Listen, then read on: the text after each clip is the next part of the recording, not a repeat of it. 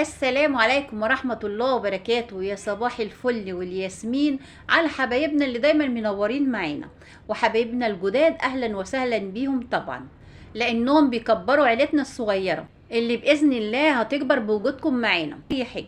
فستات البيوت بيطلع منها حاجات جميلة زي ما انتوا شايفين كده. وكست بيت مش حلوانية ولا بعمل اوردرات ولا بشتغل في محل، بعمل حاجة في بيتي. لما اجي اعمل في بيتي دستة جاتوه زي كده بكوبايه دقيق واحده، كوبايه الا ربع من الكريمه، وباربع بيضات، واطلع لاولادي الجمال ده كله. طبعا انا مبسوطه جدا عن نفسي، مبسوطه جدا من اللي انا عملته، واي ست بيت مبتدئه تقدر تعمل الجمال ده كله. هنعمله بطريقه سهله جدا وبسيطه جدا، والنتيجه هتكون فوق الروعه، فوق الروعه كمان، وكمان من غير دقيق سبونج، بالدقيق العادي بتاعنا اللي احنا بنستعمله في الحلويات، او من غير محسن جل، ومن غير فصل الصفار عن البياض. يعني طريقه سهله وبسيطه ان شاء الله اي حد مبتدئ كده ان شاء الله يعمله معانا.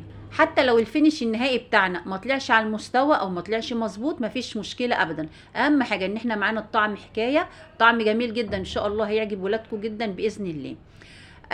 احنا مش مطلوب مننا ان احنا نكون نطلع فينش مية مية، لان احنا طبعا مش بروفيشنال، ولا احنا شغالين في محلات حلواني، ولا احنا بنعمل اوردرات، ولا احنا بنوجه لحد. الكلام ده للناس اللي هي بتعمل اوردرات، فبتهتم طبعا بالفينش النهائي، لان ده طبعا اكل عيشها. لكن بالنسبه لنا احنا كده على قدنا، يعني كده ايه، تزيين على قدنا بسيط، مفيش اي مشكله. بس والله برضو في النهايه شكله جميل جدا وتحفه جدا. تعالوا بقى كده نسمي بسم الله الرحمن الرحيم ونصلي على رسولنا الكريم، وندخل ونشوف عملنا الجمال ده ازاي. اولا انا مش هحتاج الا 3 مكونات، اللي هي المكونات الاساسيه معايا، اللي هو الدقيق والبيض والسكر. زياده عن كده انا مش هحتاج غير الحاجات اللي هي البسيطه اللي احنا كده كده ما بنحسبهاش. يعني انا الكيكه بتاعتي لا احط لها زبده، ولا احط لها زيت، ولا احط لها حليب، ولا احط لها محسن جل، ولا اي حاجه من الكلام ده كله. لكن هحتاج لها نص معلقه من البيكنج باودر، ودي طبعا الحاجات دي احنا ما بنحسبهاش. هحتاج لها معلقه ليمون، معلقه خل، الحاجات اللي هي البسيطه دي بس من البيت. انا طبعا زي ما شفتوا معانا كده معايا كوبايه مش مليانه، يعني كوبايه ناقصه معلقتين بالظبط كده. هحط المعلقتين دول احطهم نشا، والنشا طبعا بتدي طراوه جميله جدا للكيك معانا. واحط نص معلقه من البيكنج باودر، نص معلقه كبيره من البيكنج باودر. اي نوع من البيكنج باودر عندي خدي نص معلقه كبيره. بعد كده بقى انا كده خدت كوبايه من النشا والدقيق. بعد كده هحط معلقتين كبار من الكاكاو. الكاكاو بتاعك لو نوع حلو قوي هيطلع طعمه حلو قوي في الكيكه، هتديكي طعم الشوكولاته وهيديكي لون حلو قوي. فحاولي وانتي بتجيبي الكاكاو تجيبي حاجه كويسه، يعني استغلي في الكاكاو شويه، هيديكي نتيجه اجمل، وعلى فكره هيبقى اوفر بكتير. لان الكاكاو كل ما بيكون الماتيريال بتاعه عالي بتبقى الكواليتي بتاعته كويسه جدا. فحاولي تجيبي الكاكاو الغالي شويه، في كاكاو اسباني وفي كاكاو هولندي، دول بيبقى نوعهم كويس جدا على فكره في الحلويات. بعد كده بقى كده نخلنا المواد الجافه بتاعتنا وركناها على جنب. هنيجي بقى للمواد السائله. انا معايا 4 بيضات، 4 بيضات بدرجه حراره المطبخ، واظن شايفين ان هو بدرجه حراره المطبخ لان البيض سايح على بعضه. حطيت له رشه ملح ومعلقه كده من الفانيليا، وطبعا معلقه عصير الليمون اللي ما بستغناش عنها في جميع وصفاتي، خاصه الوصفات اللي فيها البيض. هنضرب بقى البيض بتاعنا لحد ما يتضاعف حجمه ولونه يفتح معانا، وبعد كده هننزل عليه بالسكر. والسكر هنا مش هيفرق خالص، سكر غامق او سكر فاتح مفيش فرق خالص، لان احنا الكيكه بتاعتنا كده كده الكيكه بني او الكيكه شوكولاته. نفضل نضرب في البيض زي ما شفتوا كده تضاعف حجمه معانا كده. هناخد بقى بعد كده نجيب كوبايه من السكر وننزل عليه معلقه معلقه. طبعا مادام البيض بتاعنا وصل للدرجه دي ما ينفعش ننزل بالسكر مره واحده. لو نزلتي بالسكر مره واحده هتهبطي كل الهواء اللي انت دخلتيه جوه البيض.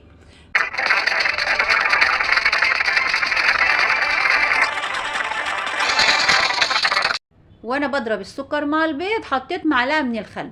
طبعا ما ببطلش ضرب في السكر مع البيض غير لما بشيل المضرب وبعمل زي علامه كده، الاقي الخليط بتاعي عمل زي علامه فوق الخليط نفسه كده.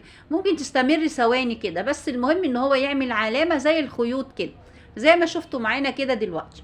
كده خليط السكر مع البيض بقى عامل زي الكريمه كده، لما بتيجي تضربيها الكريمه الخفيفه، يعني كانك حاطه فيه محسن جل بالظبط.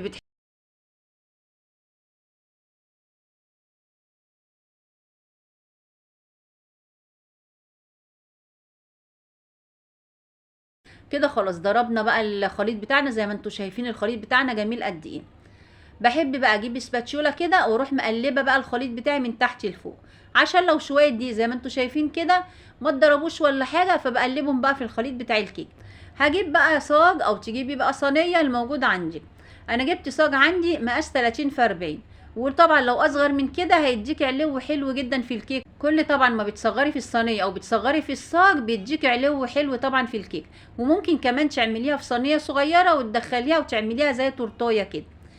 المهم انا جبت بقى صاج 30 في 40 ورحت دهنيه زيت، ورحت جايبه فيه كمان ورقه زبده. ورقه زبده خدت حته بقى بسيطه كده من العجينه عشان بس الزق بيها، لا ورقه حواوشي، ورقه خبز يعني. جبت ورقه حواوشي ورحت فرشاه كده في الصينيه زي ما انتوا شايفين، او في الصاج كده زي ما انتوا شايفين. ورحت بقى منزله خليط الكيك معانا. وممكن كمان يكون اي ورق من كراريس رسم او كراريس ولاجيك او كشاكيل، مش هتفرق يعني، اي ورق موجود عندك ممكن تحطيه، يكون ورق طبعا ابيض، يعني مش شرط يكون ورق مشترياه مخصوص. في الوقت ده بقى انا شغلت الفرن على درجه حراره 200، ظبط الفرن على درجه حراره 200. وبعد ربع ساعه على طول من غير ما اشوفها رحت طفيت عليها وسبت، بعدين خرجتها، لان لما بتبقى الكيكه في صينيه زي كده او في صاج زي كده بتبقى حجمها قليل، طبعا بتدخل ما بتبقاش عايزه وقت خالص في الفرن. لو خدت وقت في الفرن طبعا هتنشف معاكي. فعلي الكيكه اللي هي بتبقى في ارتفاع يعني في صينيه او كده هنديها خبطتين بشويش كده ونروح مدخلينها بقى على الفرن على طول. بعد بقى ما تخرج معانا من الفرن زي ما انتوا شايفين كده، ما بخرجش الصينيه من الفرن وهي سخنه واحطها على الرخامه على طول، لازم نحط تحتيها اي حاجه، حطي فوطه اي حاجه تحطيها تحتيها. والكلام ده بالاخص بقى في الشتاء، لان في الشتاء بتبقى الرخامه بارده او المطبخ كله بارد، بتخرجي الصينيه سخنه من الفرن بتحطيها على الرخامه بتاخد بروده فبتهبط الكيكه معاكي على طول. بعد كده بقى هجيب ورق من ورق الخبز واروح مغطيه وشها، واروح مغطياها كمان بفوطه واسيبها بقى شويه لما تستريح لها كده قد ساعه ولا حاجه.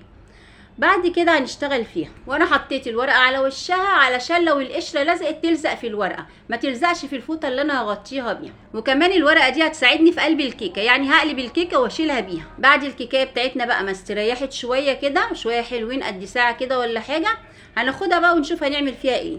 هنشيل الفوطه اللي عليها ونشيل كمان ورقه الخبز، مفيش مشكله. دلوقتي بقى نستعملها واحنا بنقلب الكيكه. هنسلك الاول الحروف عشان لو في حروف لازقه ولا حاجه اما نيجي نقلب الكيكه ما تمسكش معانا. هنسلك هنا بشويش كده وطلعنا الكيكه زي ما انتم شايفين ما شاء الله لا قوه الا بالله، جميله جدا وتنفع تعملي منها اي حاجه. طبعا اللي على الحرف ده القشره وكده كده احنا هنسويها دلوقتي. تنفع تعملي منها جاتو، تنفع تعملي منها تورته، بصراحه مقاديرها جميله جدا وما شاء الله مظبوطه يعني. بعد كده بقى انا عاوزه اقسمها. الاحسن بقى ان يكون معاكي مسطره عشان تقيسي بالظبط او تظبطي القطعه اللي انت هتقطعيها بالظبط. انا بصراحه ما كانش عندي مسطره فحاولت كده قسمت الورقه اللي كانت على الوش نصين وقلت اخدها نص من هنا ونص من هنا. بصراحه والحق يتقال ان هي ما طلعتش معايا مظبوطه قوي، هي كانت عايزه مسطره.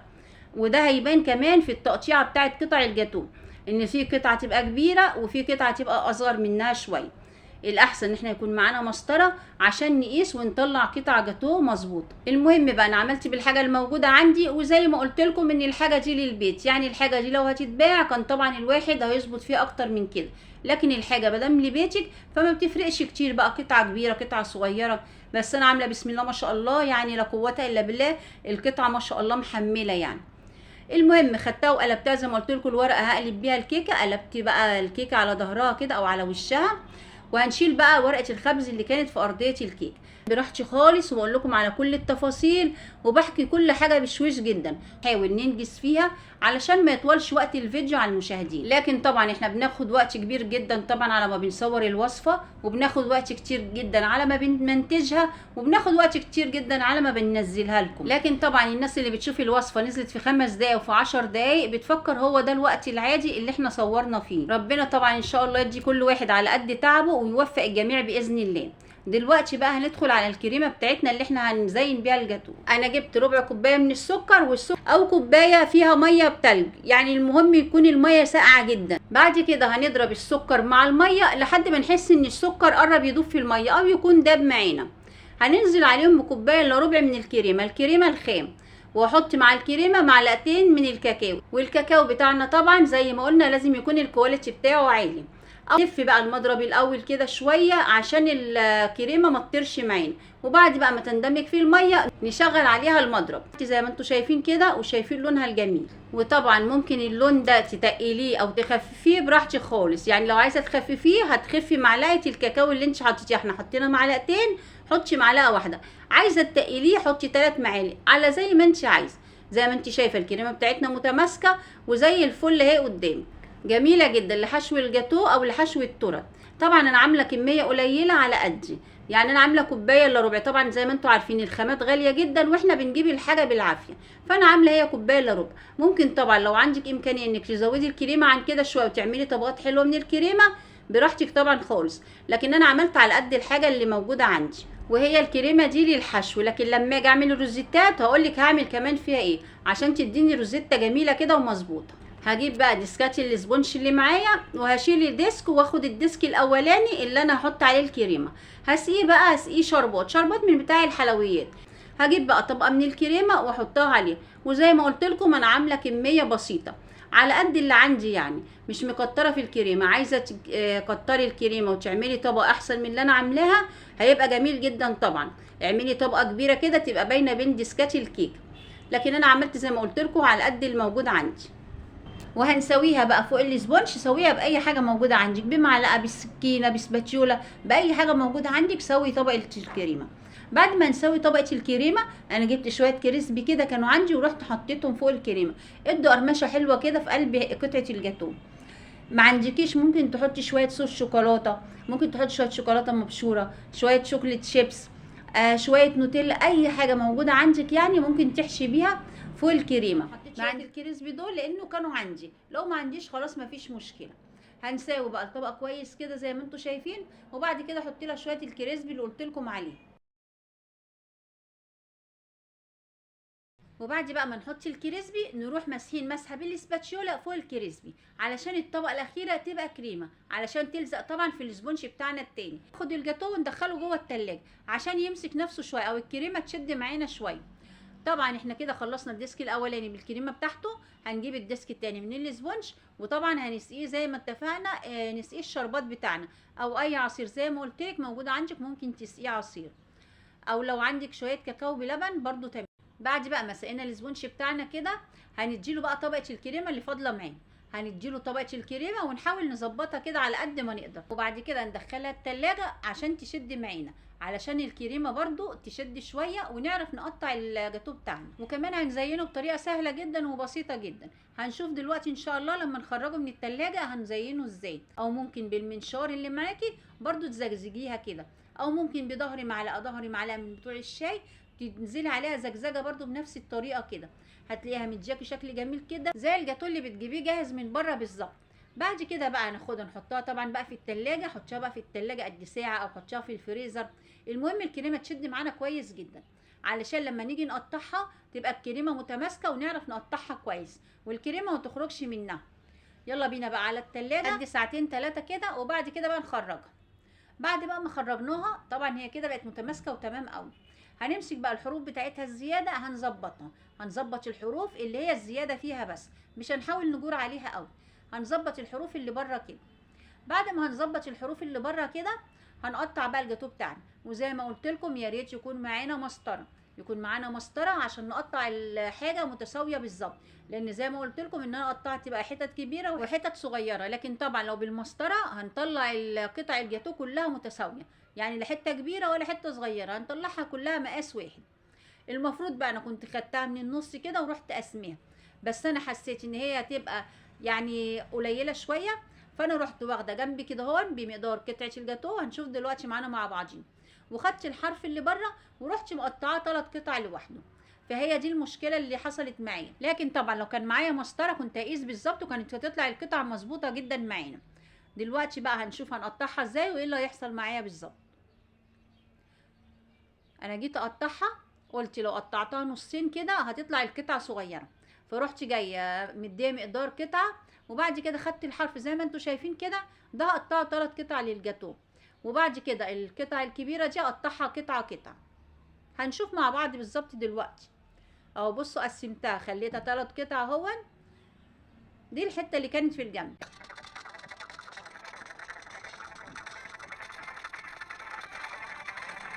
بعد كده بقى هاجي على باقي الجاتوه اللي معايا وهقسمه تقسيمه كده بالسكينه، يعني هحدده وبعد كده هقطع على طول. طيب بذمتكم دي كلها طول حته جاتوه مش كده طويله جدا؟ يعني لو كنت انا من الاول قسمتها نصين كان هيطلع القطعه كبيره وما شاء الله كانت هتطلع حلوه جدا.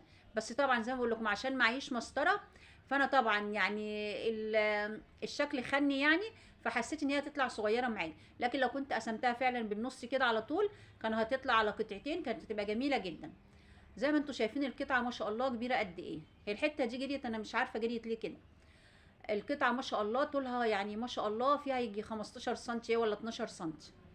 طبعا عشان معيش مسطره او معيش مقياس فمش عارفه بالظبط، لكن زي ما انتم شايفين القطعه ما شاء الله كبيره جدا. علشان كده بقول لكم لازم يكون معاكم مسطره او معاكم مقياس تقيسوا بيه عشان تطلعوا القطعه مظبوطه كلها، عشان ما تعملوش زيي وتطلعوا قطعه كبيره وقطعه صغيره وقطعه رفيعه وقطعه تخينه. انا بصراحه ما ظبطتش القطعه بالظبط.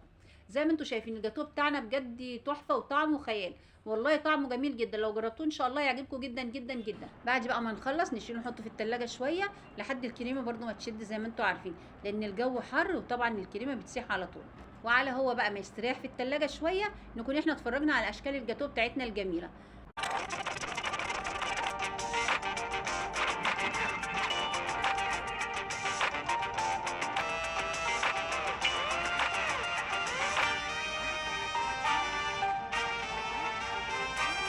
بعد بقى ما ريحناه في التلاجة شويه هنخرجه عشان نزينه. عشان نزينه بقى اي حاجه موجوده عندك ممكن تزينيه بيها. انا كان عندي شويه كريز فبقسمه لان العدد الكريز اللي عندي مش هيكفي عدد القطع، فبقسم كل كرزايه نصين. اقسم كل كرزايه نصين وبعدين نشوف بقى هنزين الجاتوه بتاعنا ازاي. بعد كده يا حبايبي بقى هنعمل الروزيتات اللي على الوش.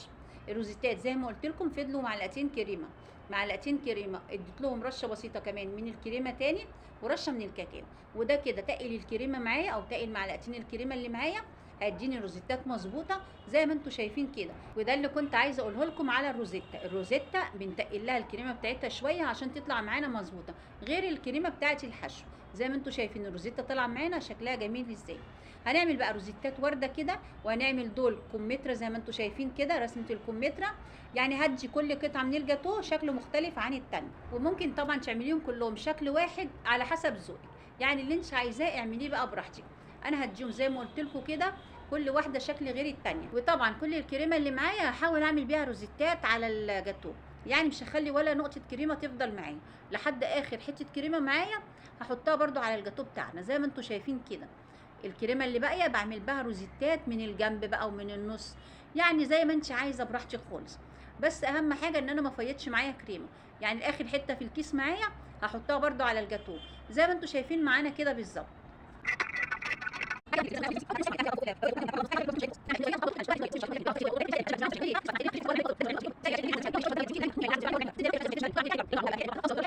معانا زي ما انتم شايفين شكل الجاتوه بتاعنا روعه والله والطعم خطير. وزي ما قلت لكم لو كان معانا مسطره كنا هنقيسه بالظبط كان هيطلع معانا دستة جاتوه. هو كده مطلع دستة الا ربع، بس زي ما انتم شايفين القطع كبيره ازاي. لكن لو كنا قسناه بالمسطره كان هيطلع معانا دستة جاتوه كامله من حاجه بسيطه جدا ومصاريف قليله جدا، يعني دستة جاتوه اقتصاديه جدا.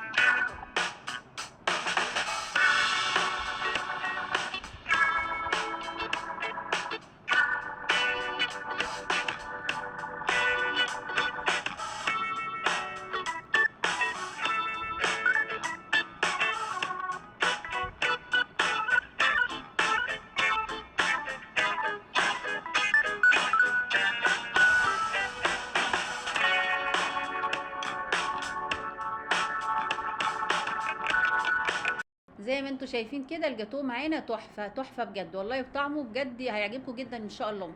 بس انتوا جربوا الوصفه، ولو عجبتكم طبعا ما تنسوش اللايك والشير.